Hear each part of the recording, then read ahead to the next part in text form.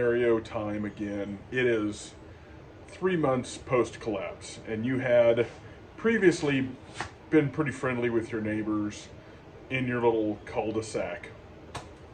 And so you guys had kind of work shared as much as you could and tried to help each other out as much as you could, set up a perimeter to have security and that type of thing. And some of these people you were neighbors with that were just like sort of acquaintances, and you kind of loosely talked about prepping, and they said that they did a little bit of prepping, and you did your prepping, and you were extremely serious about it, and you ended up having quite a bit of food and enough ammo and things like that. But your neighbors, they talked a lot, and so their stuff has started to run out. And in general, you guys had voted on things like security measures and tried to cooperate with each other and sort of had a council thing going on. But their food's starting to run out, and they notice that you still have food, and they notice that you're helping, the people that you were more close to, and you've even taken in, say, one member who their husband died. You took in this widow, and so you brought her to your house and all this stuff, and it's just one of those extra people. You had enough to take on an extra person.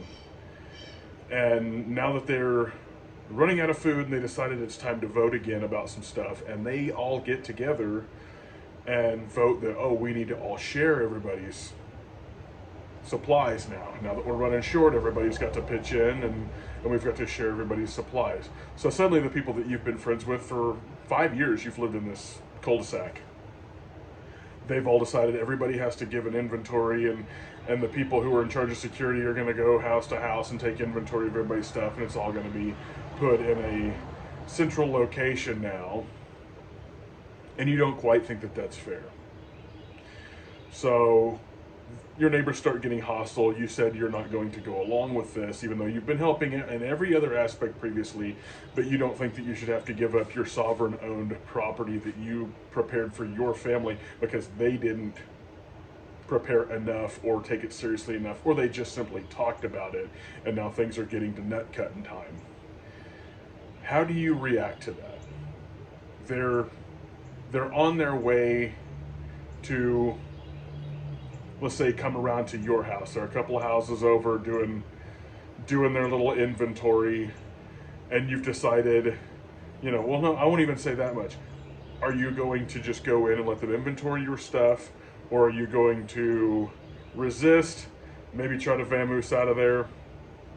And let's say vehicles really aren't working at the time. There's intermittent electricity, but there's really no way to get any extra gas, and people are fighting and shooting each other and stuff like that.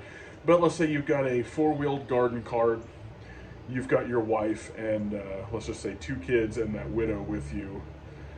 What are you gonna do? What's your plan? How do you react? Do you get into a gunfight with them? Do you take your stuff and try to get out of there as quick as possible, as much as you can? And guaranteed you can't fit a year's worth of food on a 4-wheel garden cart, but you might be able to pack a bunch of bags and cache and stuff like that later.